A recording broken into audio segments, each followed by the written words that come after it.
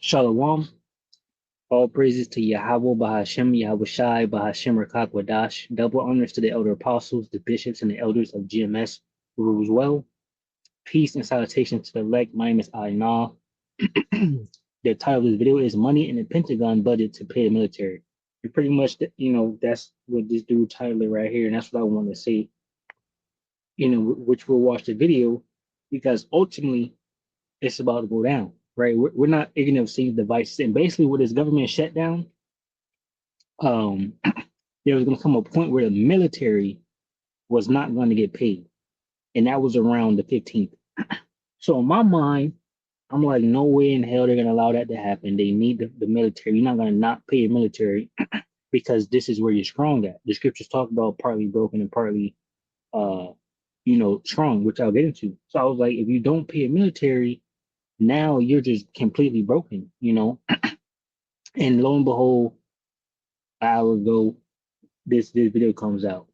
All right, the time now is 2:30 a.m. The 12th. Okay, so let me grab this. Daniel 2:40. This goes into Rome, which is talking about ultimately America, because America is the revised Roman Empire. Right after the Roman Empire fell, and then you had the Byzantine Empire, right? And then you had something called the Renaissance period, which was around the 1400s, when basically Rome came back into power. But it came back into power through America, basically, right? So this is what this is talking about.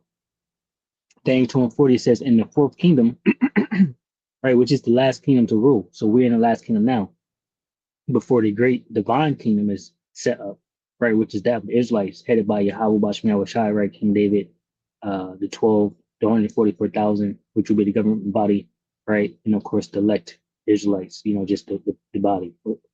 So it says, in the fourth kingdom shall be strong as iron, for as much as iron breaketh in pieces and subdueth all things, and as iron that breaketh all these shall it break in pieces and bruise, right? So the fourth kingdom conquered all the rest of the kingdoms, right, before him. It says, and whereas thou sawest the feet and toes, part of potter's clay and part of iron, the kingdom shall be divided.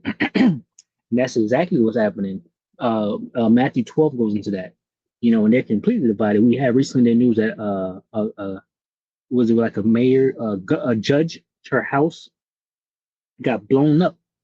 One of her lakefront houses got blown up because she was divided against the system.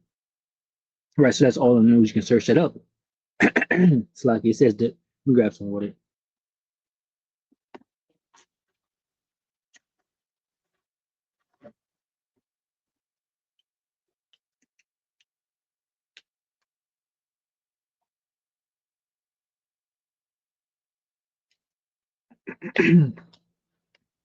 All right, so it says, but there shall be in it the strength of the iron, for as much as thou sawest the iron mixed with the miry clay.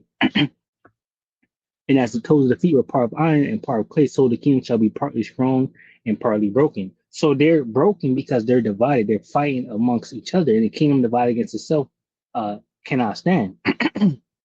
But it's partly strong because they're strong militarily. They have all their bases scattered all over the world, and that's their military, right? Some finish this off. It says, and whereas thou sawest iron mixed with miry clay, they shall mingle themselves with the seed of men, but they shall not cleave one to another, even as iron is not mixed with clay. All right. It's a lot, it's been happening lately. I hit the button, and now I gotta clear my throat a billion times an hour, so whatever. So that's the point. They're partly strong and partly broken.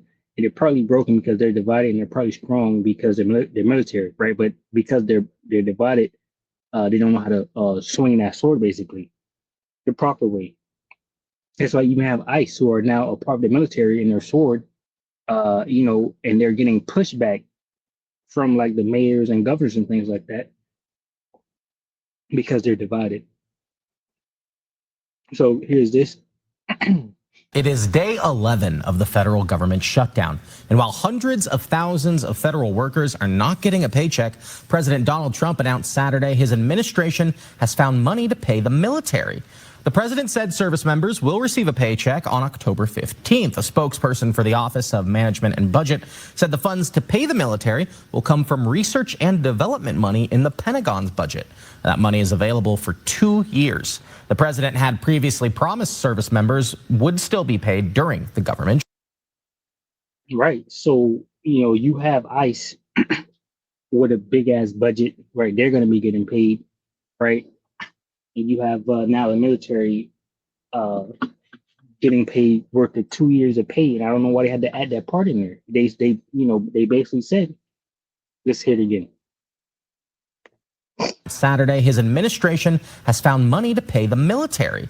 The president said service members will receive a paycheck on October 15th. A spokesperson for the Office of Management and Budget said the funds to pay the military will come from research and development money in the Pentagon's budget.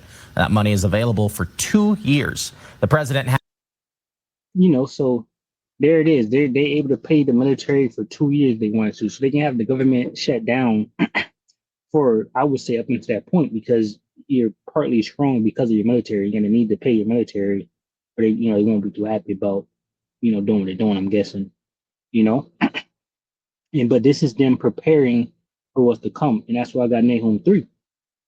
You're not going to, even though America's collapsing, you still need that partly strong. All right, Nahum 3:13 says, behold, thy people in the midst of thee are a woman. The gates of thy land shall be set wide open unto thine enemies. The fire shall devour thy bars. Now we know ultimately that Babylon Great, which is America, gets destroyed, right? But at the same time, they're preparing themselves, and that's why you had these different meetings of the top generals, and basically Pete Hegseth, telling them what they want and what they don't want, and who's on board and who's not on board. And once again, it goes to Daniel 2. They're partly strong and partly broken. They have the military. They got all these great soldiers that can do all these different things, but they're divided, on like the laws about it. The way that they're directing and doing things is how they're divided. It says in verse 14, draw thee waters for the siege, fortify thy strongholds, go into clay and tread the mortar, make strong the brickman. There shall the fire devour thee, the sword shall cut thee off, it shall eat thee up like a cankerworm. Make thyself many as the cankerworm, make thyself many as the locust. And that's them heaping, different soldiers to themselves. I heard recently that they're going to be building another military base from Qatar. Let me look it up on my phone real quick so I can fact check that.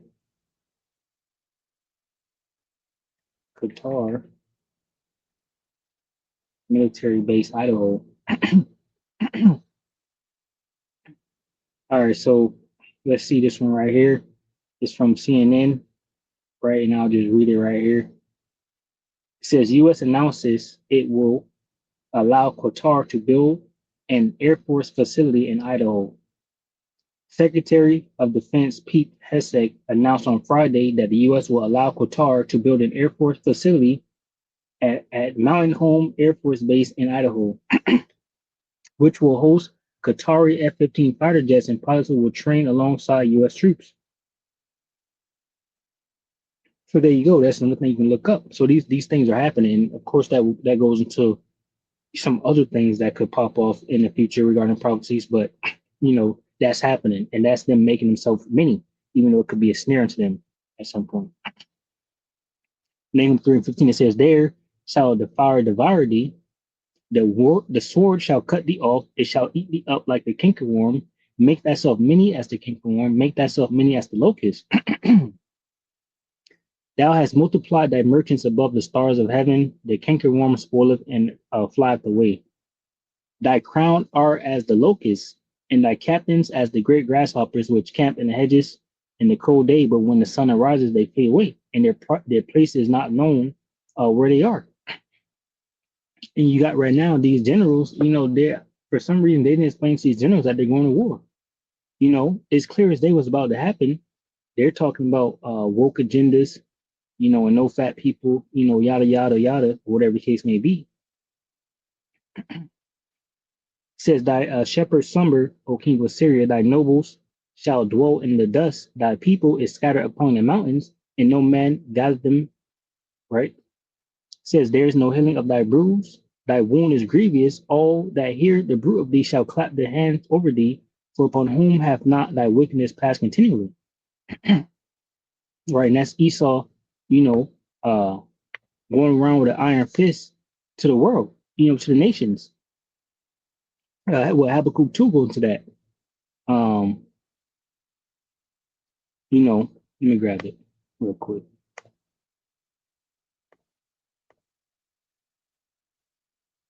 Right.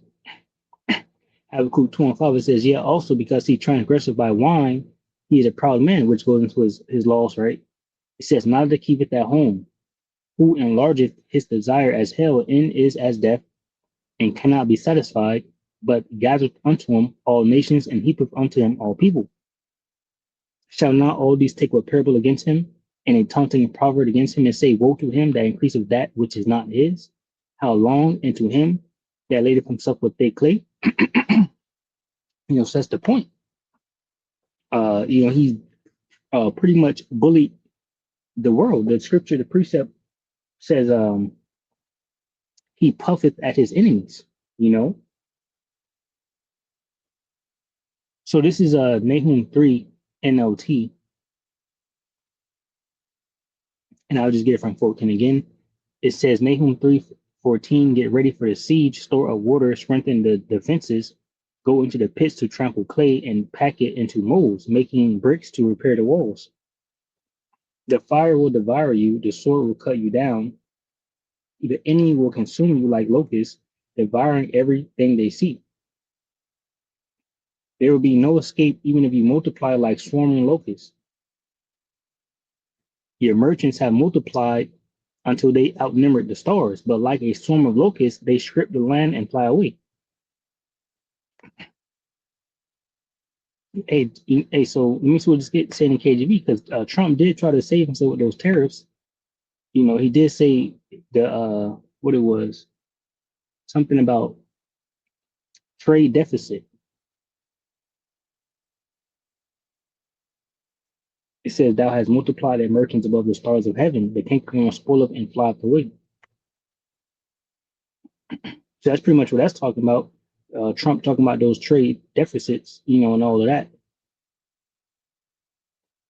It says, your guards and officials are also like swarming locusts. They crowd together in the hedges on a cold day, but like locusts, they fly away when the sun comes up. All of them will fly away and disappear. You know, and that's they're gonna need a lot of these. What is it? These like that's why I brought up the Qatar soldiers. They're gonna need forces to come in here because their own men, right? Their own soldiers won't attack the civilians, right? The American civilians, and they're already talking about that. It says, your shepherds are asleep, O Assyrian king. Your princes lie dead in the dust. Your people are scattered across the mountains with no one to gather them together. There is no healing for your wound. Your injury is fatal. All who hear of your destruction will clap their hands for joy. Where can anyone be found who has not suffered from your continual cruelty? You know.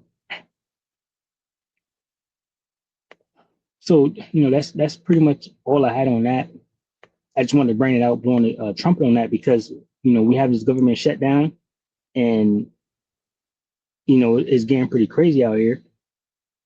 You also have things happening with troops being sent to the Middle East, right? And we also have Israel and this, peace thing that's going on again. And the scriptures say, for when they shall say peace and safety, then sudden destruction comes upon them. And we have been seeing that every time we had a peace deal, something big happened afterwards. Either they had a peace and they rearmed to strike again. They had peace, they went into Syria and conquered it. Then they had peace and something else happened. And there, matter of fact, let me, because that was kind of a little 1-2, whatever. Let me see something real quick. I was watching this or listening to this video earlier.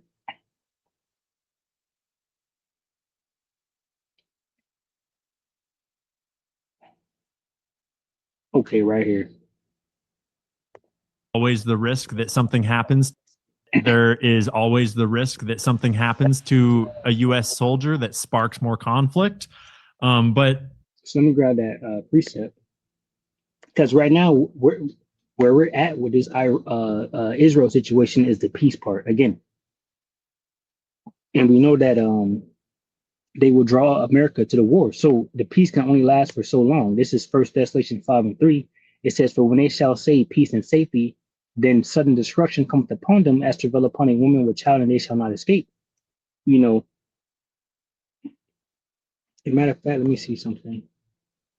I don't even think this was a part of it. I might just play both of them. So that's a mistake.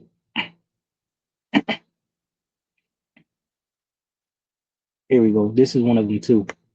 So this is called a duper's delight. When he's watch, he's smiling already. So people, what's happening is the wicked has been found out. Now people are speculating on how Israel is going to basically draw America back to the war. That's what's happening right now. So let me grab that too. Right. And this is not the only dude that's talking about it. But they already know, you know, the wicked is being revealed to the point where they're like, okay, so every ceasefire that Israel has done, they have broken out of it somehow and caused us to go back into it. What's going to happen now? Pretty much is what's happening. Jeremiah 15:45, it says, "Therefore hear ye the counsel of the Lord Yahweh Bashim Shah that he have taken against Babylon," which is America, right? "And his purposes that he had proposed against the land of Chaldeans, also America." It says, "Surely the least of the flock shall draw them out, surely he shall make their habitation desolate with them." So this is true. The saying is true. The scriptures are true, and the world is seeing that now. They're knowing this is exactly what Israel is going to do, and now they're trying to see how Israel is going to do it. So they got different options. Ready, and he's going to smile when he talks about nuclear bombs hitting the United States. Atomic guns. In New York City, in Target, Washington, Boston. He's smiling.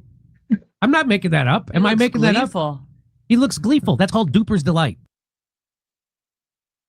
Benjamin Netanyahu did it again. Benjamin Netanyahu is the king of projection. Here he is trying to get America involved in another war in the Middle East with Iran. And let's listen to how funny he is. He's very funny. Iran is developing now ballistic missiles that are intercontinental ballistic missiles for 8,000 kilometer range. What does that mean? They add another 3,000 kilometers, and they've got under their atomic guns, in New York City, in Target, Washington, Boston, Miami, Mar-a-Lago. Okay, so that is a very great. Did you see the weird smile on his face as he was saying that? Did you see how he smiled? Mar-a-Lago. Okay. And you don't want to be under the nuclear gun of these people who are not necessarily rational and who chant death to America. So I just want to go through that. Yes. Well, first of all, here's what I tweeted about it. This actually means Bibi is desperate. He knows Americans have turned against his nonstop warmongering and terrorism. If you think Iran is dumb enough to attack inside the United States, then I've got a vaccine I'd like to sell you. Israel will definitely do false flags inside the U.S. No doubt about it. Israel used to bomb Jewish neighborhoods inside of Iran. So, hey, they know.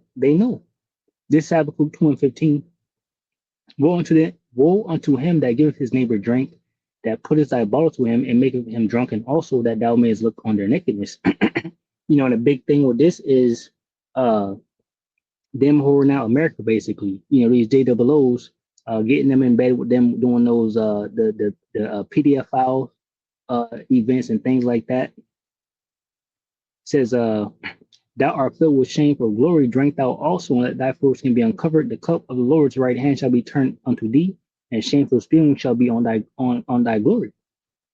Ultimately the man of sin, is being revealed, is the man of lawlessness.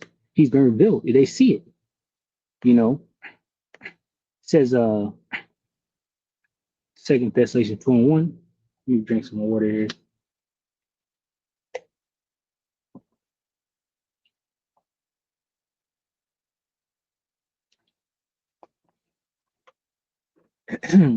Says, now we beseech you, brethren, by the coming of our Lord Yahweh Shai, and by our gathering together unto him, that ye be not soon shaken in mind or be troubled, neither by spirit. Let me try to clear my throat on slide.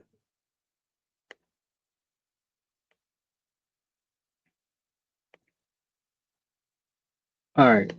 So that ye be not soon shaken in mind or be troubled, neither by spirit, nor by word, nor by letter, as from us, as that the day of Yahweh Shah is at hand. Let no man deceive you by any means, for that day shall not come except there come and falling away first, and that man of sin be revealed, the son of perdition.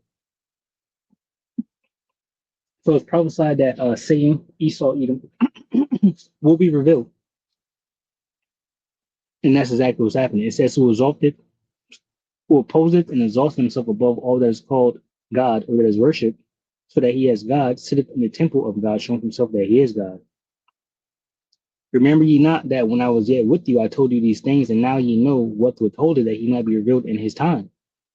For the mystery of iniquity doth already work, only he who now letteth will let until he be taken out of the way.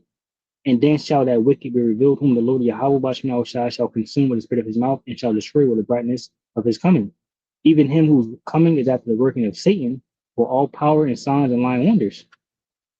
So that's Esau Edom, right? The physical counterpart of Satan, right? He's coming in the works of Satan, and that's his left hand source, right? Isaiah 47 tells us that he goes into those left hand enchantments, right? So he's been revealed for people to say, okay, what's going to happen now? They're expecting it. The scriptures say we're not ignorant of Satan's devices, right? And even people are catching on that this Satan, this wicked, is going to do something, to bring it back, basically. And blame it on Arabs. Mm-hmm.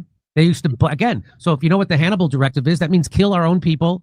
They used to bomb their own people to get them to move out of Iran and move to Israel.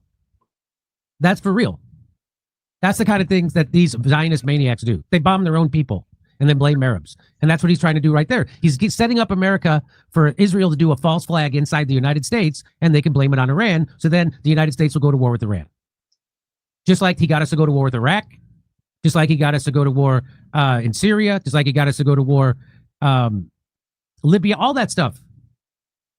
This is, wow. So here's what Hustler says, Florida Hustler. Really? I didn't know you bombed the shit out of them during didn't you just bomb the shit out of them during Operation Midnight Hammer and say that their nuclear program has been set back years, but now they can nuke us? So I just want you to show you. Here's the weird thing about what he says. Listen to how dumb this is, what he says. I'll point it out. They're developing now. They're developing now. Ballistic missiles that are intercontinental ballistic missiles for 8,000 kilometer range. So they're right now they're working on missiles that can go 8,000 miles. Well, Iran's farther than 8,000 miles away from the United States. That if they launched a missile at 8,000 miles, it would land somewhere in the middle of the Atlantic.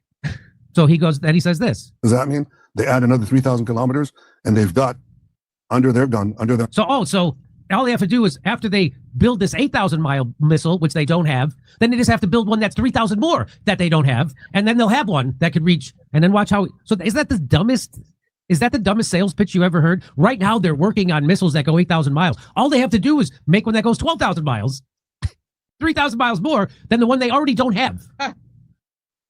And then watch. So this is called a duper's delight. When he's smiling already, and he's going to smile when he talks about nuclear bombs hitting the United States. atomic guns. In New York City, in Target, Washington, Boston. He's smiling. I'm not making that up. Am I making that up? He looks gleeful. That's called duper's delight. Miami. What? Now, nice big. Now, big smile. Come on, for the camera. Now, talk about where the president lives and smile big. Mar-a-Lago. Mar-a-Lago. Huh? That would be great. That would be great if there was a bomb. Oh my God, that fell on Mar-a-Lago. Woo! Then we could get everywhere we ever wanted. We could have them reinvade Iraq if we wanted.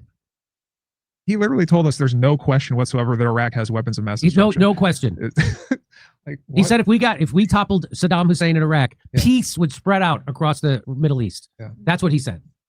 And so now this is BB letting you know, to me, the way I take it, they're getting ready to do a false flag in the United States. And just so Mohammed Safa puts out, Netanyahu said that Iran could soon target the United States with ICBMs. Israel's ICBMs have been able to reach everywhere in red for over a decade.